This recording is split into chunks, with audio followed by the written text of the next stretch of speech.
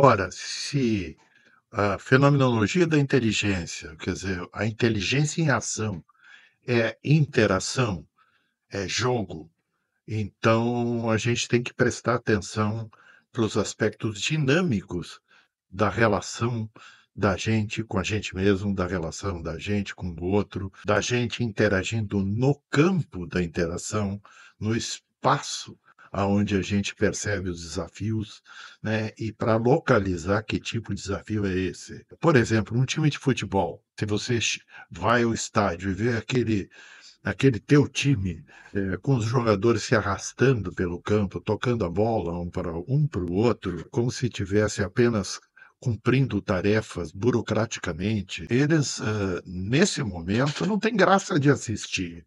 Eles não estão se articulando de uma forma inteligente para atingir uma meta. Quem é que vai a um estádio de futebol ver um jogo onde o seu time não pretende nada, não propõe nada, não tem um propósito de atingir, uma meta, né, que é regulamentada simbolicamente pelas regras do jogo.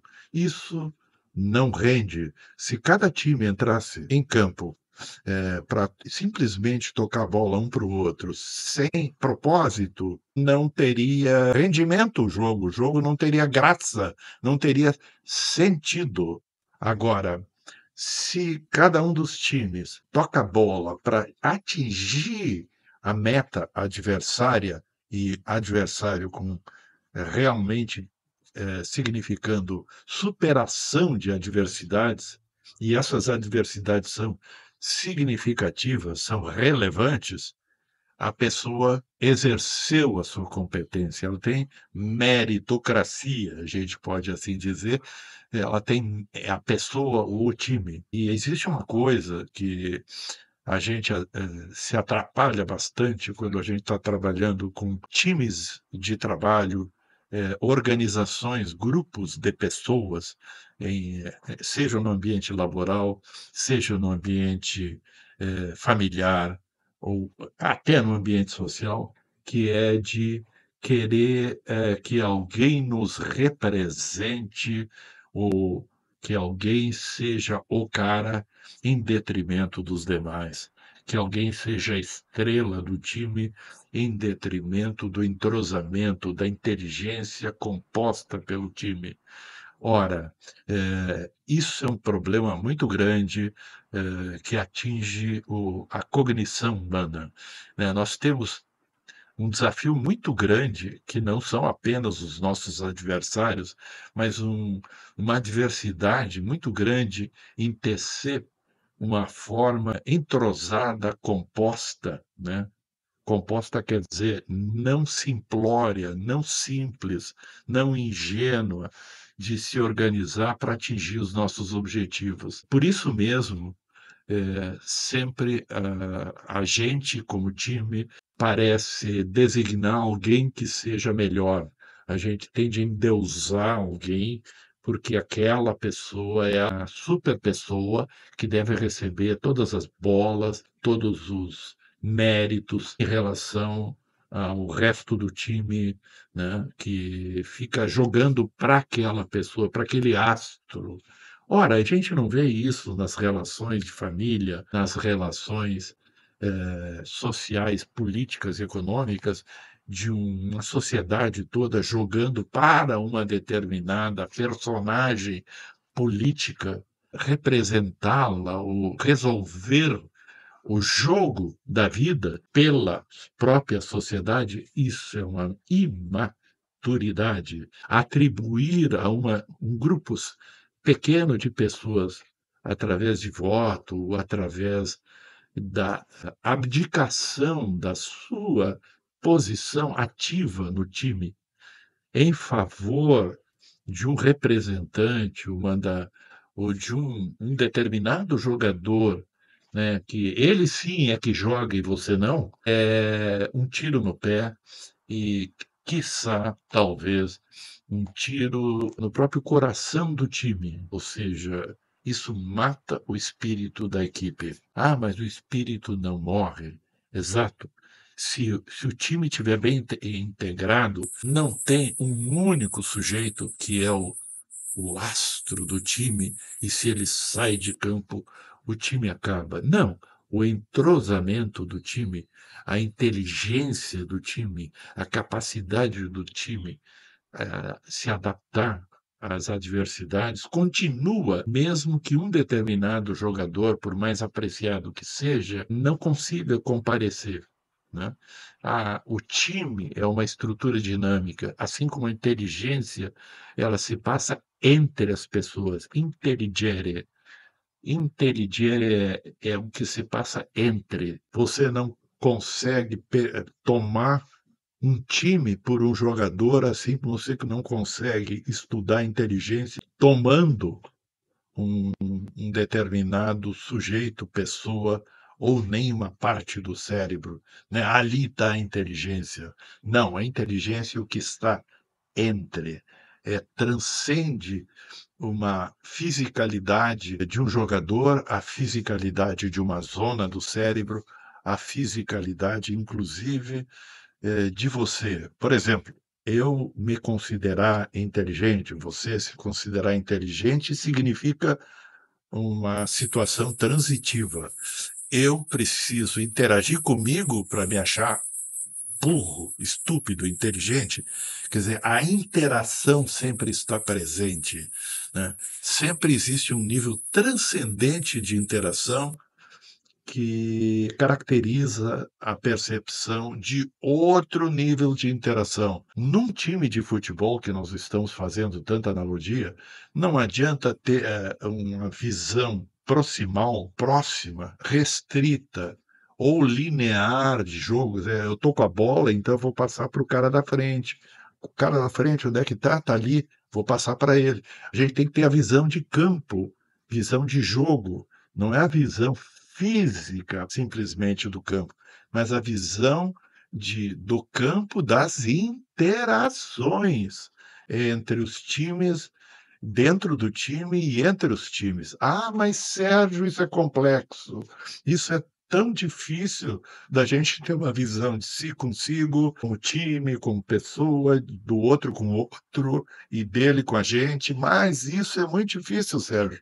Ah, é difícil? Pois isso é inteligência na prática. E por que será que todo mundo vai, desde os tempos mais antigos, assistir jogos onde as pessoas enfrentam adversidades? Por que será que isso fascina tanto? Por que será que isso chama tanto atenção? Se fosse uma coisa que não significasse nada, ninguém ia aos jogos de adversidades. Vamos chamar de jogos de adversidade não só os jogos modernos, né? Basquete, futebol, os jogos, mesmo os jogos maratonas, né? Jogos individuais de competição, que na realidade esconde um entrosamento, uma equipe de preparação, né? E uma superação legítima, né? Por exemplo, assim, quando tem gente correndo, a gente já viu tanto filme na internet, assim, tem alguém que se cai na pista e é uma pista de corrida, vem um cara e levanta o outro às custas de perder pontos, né, no tempo, para ajudar o próximo a alcançar os seus objetivos. Há uma disputa, sim, há uma competição, sim, mas há uma simpatia, há uma empatia, no sentido de eu me identificar com o outro e perceber nele um semelhante, que também quer, atingir o seu alvo. Você não quer ser simplesmente melhor que o outro, quer ser melhor que você com o outro junto. Não tem graça de você ganhar sem a adversidade. Se o outro está no chão e está disputando contigo, por algum motivo alheio a você, você não está disputando com o outro. Não tem graça. Você vai chegar, vai ganhar, e daí, né? Que mérito, de novo, meritocracia. Quando a colaboração com competição, disso resulta o mérito da colaboração, né, porque houve uma adversidade que você superou. Você não tem graça. E os jogos, de adversidade vêm desde as tribos mais antigas da história da civilização, ainda hoje, em recantos muito diferentes dos quais a gente vive, quando, por exemplo, um jovem passa por rituais de se tornar de criança a um homem em tribos primitivas, ditas primitivas, e esses jovens passam por adversidades que eles precisam superar em tribos primitivas da África e de outros lugares, enfim. Vocês podem ler livros de história, não cabe a mim aqui citar, mas em todas as tribos é uma coisa antropológica, faz parte do inteligir, do entender, do intelligere humano, da inteligência humana, superar diversidades para se tornar gente adulta. A gente não se torna gente adulta porque cresce biologicamente, e sim porque supera diversidades, tem provas de crescimento. Nas tribos mais primitivas dos diferentes países, nós temos provas de crescimento. A pessoa vai tem que caçar, tem que fazer provações físicas, às vezes cruentas, sofrimento físico, lutas, caça. Você pode imaginar as diferentes provas, mas sem demonstração de superação, não tem adultez, né. E isso é a realidade do jeito humano de se tornar inteligente, em sentido plano.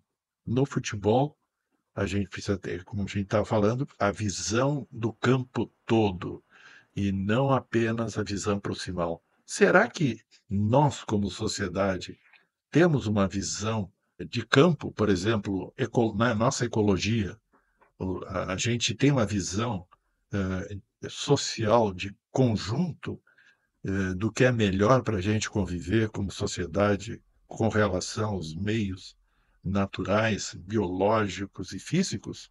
Será que a gente tem uma visão de conjunto para a gente superar as adversidades climáticas, as adversidades biológicas, que, que significa perder as reservas minerais, também as reservas físicas, o desaparecimento de espécies? Nós estamos jogando bem o jogo da, de superar adversidades, não apenas entre nós, dentro de um campo de futebol, mas também entre as diferentes espécies, no sentido de não superar as adversidades da convivência com, com, com as outras formas de biologia e com os outros sistemas físicos, né, que não sejam os meios urbanos? É essa a grande pergunta, e a gente precisa aprender a desenvolver a nossa flexibilidade relacional e competência de superação nesse grau de abertura, nessa escala de grandeza. Um abraço.